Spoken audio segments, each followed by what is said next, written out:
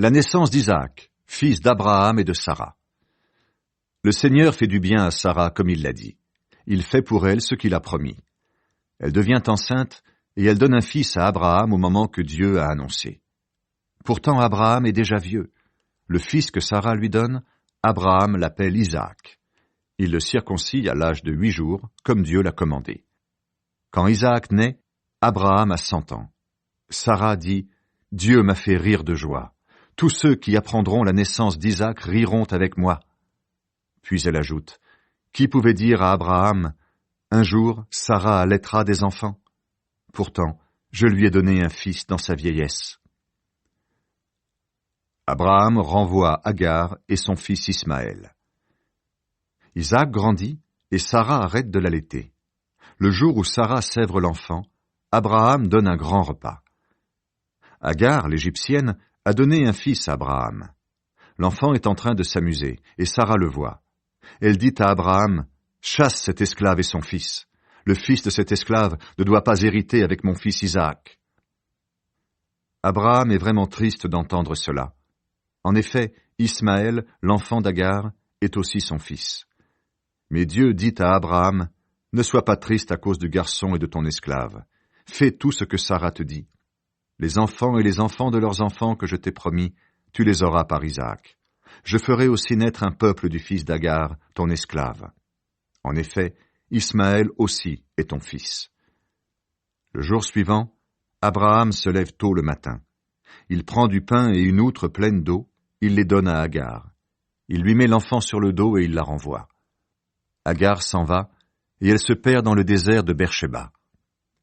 Quand il n'y a plus d'eau dans l'outre, elle laisse l'enfant sous un buisson. Puis elle va s'asseoir un peu plus loin, à la distance d'une flèche. En effet, elle pense, « Je ne veux pas voir mourir mon enfant. » Elle s'assoit donc un peu plus loin, elle se met à pleurer. Dieu entend les cris de l'enfant. Du ciel, l'ange de Dieu appelle Agar. Il lui dit, « Agar, qu'est-ce que tu as? N'aie pas peur. Dieu a entendu l'enfant crier là-bas. Lève-toi, prends ton fils et tiens-le d'une main forte. Je ferai naître de lui un grand peuple. » Dieu ouvre les yeux d'Agar. Elle aperçoit un puits avec de l'eau. Elle va remplir l'outre et elle donne à boire à son fils. Dieu prend soin de l'enfant. Ensuite, l'enfant grandit et il habite dans le désert. Il devient un tireur à l'arc. Il habite dans le désert de Paran. Sa mère lui donne pour femme une Égyptienne. Abraham passe un accord avec Abimélec. À cette époque-là, Abimélec vient trouver Abraham avec Picol, le chef de son armée. Il dit à Abraham, « Dieu est avec toi dans tout ce que tu fais. Maintenant donc, jure-moi par Dieu de ne pas me trahir, ni moi, ni mes enfants, ni les enfants de leurs enfants. J'ai été bon pour toi. Toi aussi, agis avec bonté envers moi et envers le pays où tu habites. » Abraham répond, « Je le jure. » Un jour, les serviteurs d'Abimélec prennent un puits. Abraham se plaint de cette affaire auprès d'Abimélec. Abimélec lui répond, « Je ne sais pas qui a fait cela. Jusqu'à aujourd'hui, tu ne m'as rien dit, et j'ignorais tout. » Alors Abraham prend des moutons, des chèvres et des bœufs. Il les donne à Abimélec, et tous deux passent un accord. Abraham met à part 7 moutons. Abimélec dit à Abraham, « C'est 7 moutons que tu as mis à part. C'est pour quoi faire ?» Abraham lui répond, « Ils sont pour toi. Ils te rappelleront que c'est bien moi qui ai creusé ce puits. » C'est pourquoi on appelle ce lieu Beersheba. En effet, c'est là que tous deux ont fait un serment. Ils passent donc un accord à Beersheba. Ensuite, Abimélec part avec Picol, le chef de son armée, et il retourne au pays des Philistins. À Beersheba, Abraham plante un arbre du désert, et il prie le Dieu de toujours en l'appelant Seigneur. Abraham reste longtemps dans le pays des Philistins.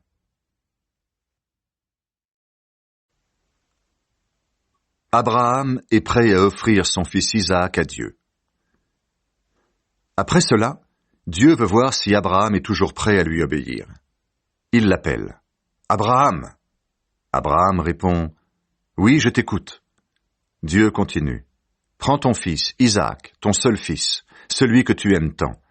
Va dans le pays de Moria, et là, offre-le en sacrifice sur une montagne que je te montrerai. » Le jour suivant, Abraham se lève tôt le matin.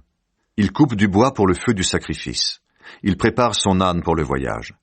Il prend avec lui 2 serviteurs et son fils Isaac. Puis il part vers l'endroit que Dieu lui a montré.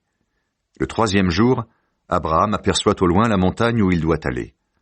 Abraham dit à ses serviteurs, « Restez ici avec l'âne. L'enfant et moi, nous allons là-haut pour adorer Dieu. Puis nous reviendrons vers vous. » Abraham prend le bois pour le sacrifice et il le fait porter par son fils Isaac. Lui-même porte le feu et un couteau, et ils s'en vont tous 2 ensemble. Isaac dit à Abraham, « Père !» Abraham répond, « Oui, mon fils, je t'écoute. » Isaac continue, « Nous avons le feu et le bois, mais où est l'agneau pour le sacrifice ?»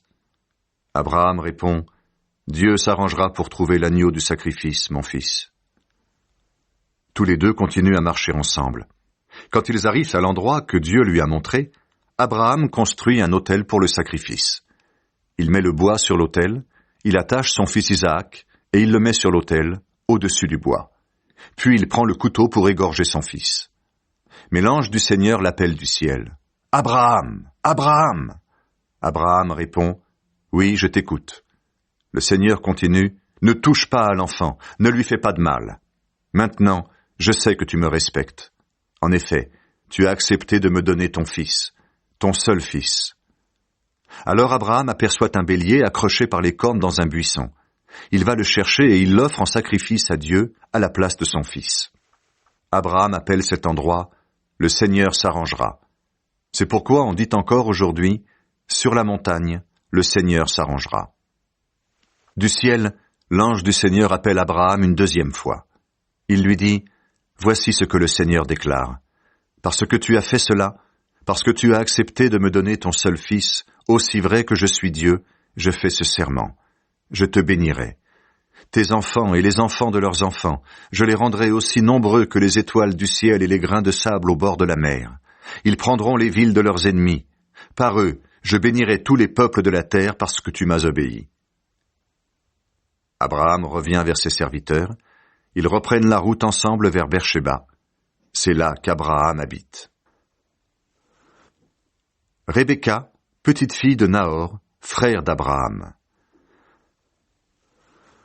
Après ces événements, quelqu'un vient dire à Abraham, « Milca, la femme de ton frère Nahor, lui a donné des fils, elle aussi. Ous, l'aîné, Bous, son frère, Kemuel, le père d'Aram, Kesed, Azo, Pildash, Idlaf et Bethuel. Voilà les 8 fils que Milca a donnés à Nahor, le frère d'Abraham. Bethuel est le père de Rebecca. Nahor a une femme de 2e rang qui s'appelle Reuma. Elle a aussi des enfants, Théba, Gaham, Taash et Maaka.